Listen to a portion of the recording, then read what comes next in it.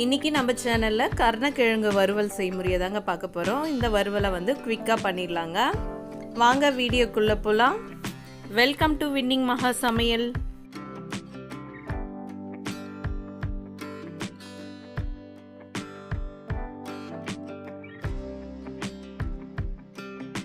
Stove on பண்ணி கடாயை வச்சாச்சுங்க. இப்போ கடாய் சூடாயிடுச்சு. இதில் 4 டேபிள் ஸ்பூன் எண்ணெய் ஊற்றிக்கலாங்க. இப்போ எண்ணெய் நல்லா சூடாயிடுச்சுங்க. இதில் 1/2 டேபிள் ஸ்பூன் கடுகு சேர்த்துக்கலாம்.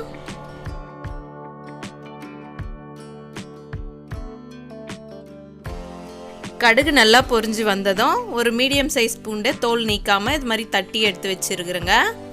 இப்போ இதை சேர்த்துக்கலாம். 2 இனுக்கு கருவேப்பிலை சேர்த்துக்கலாங்க. இப்போ நல்லா வதக்கி விட்டுக்கலாம். பூண்டு 1 நிமிஷம் கிட்ட நல்லா வதங்கிட்டுங்க.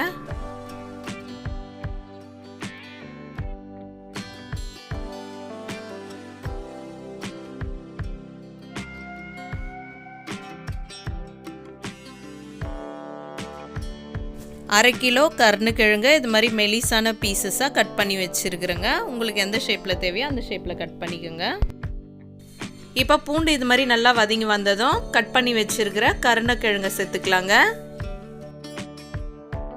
கருணக்கிழங்கு வறுவலுக்கு சின்ன டேபிள் ஸ்பூனில் 1/2 டேபிள் ஸ்பூன் சால்ட்டு சேர்த்துக்கலாங்க. சின்ன டேபிள் ஸ்பூனில் 1/2 டேபிள் ஸ்பூன் மஞ்சள் தூள் சேர்த்துக்கலாங்க. இப்போ சால்ட்டும் மஞ்சள் தூளும் கருணக்கிழங்குல நல்லா மிக்ஸ் ஆகிற அளவுக்கு நல்லா மிக்ஸ் பண்ணி விட்டுக்கலாம்.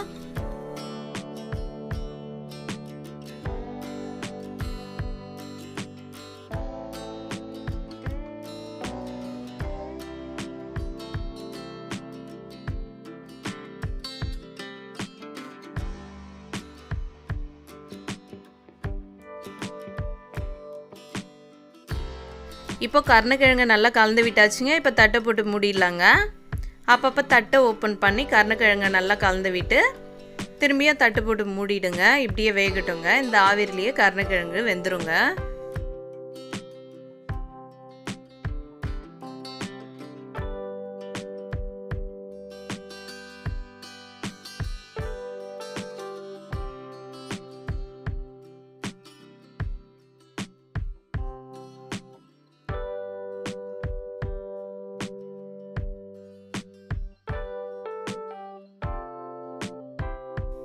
இப்போ கருணக்கிழங்கு நல்லா வெந்து வந்துச்சுங்க. இந்த ஸ்டேஜில் 2 டேபிள் ஸ்பூன் குழம்பு மிளகாத்தூள் சேர்த்து நல்லா கலந்து விட்டுக்கலாங்க. இந்த மிளகாத்தூளெல்லாம் கருணக்கிழங்குல நல்லா மிக்ஸ் ஆகிற அளவுக்கு நல்லா கலந்து விட்டுக்கலாம்.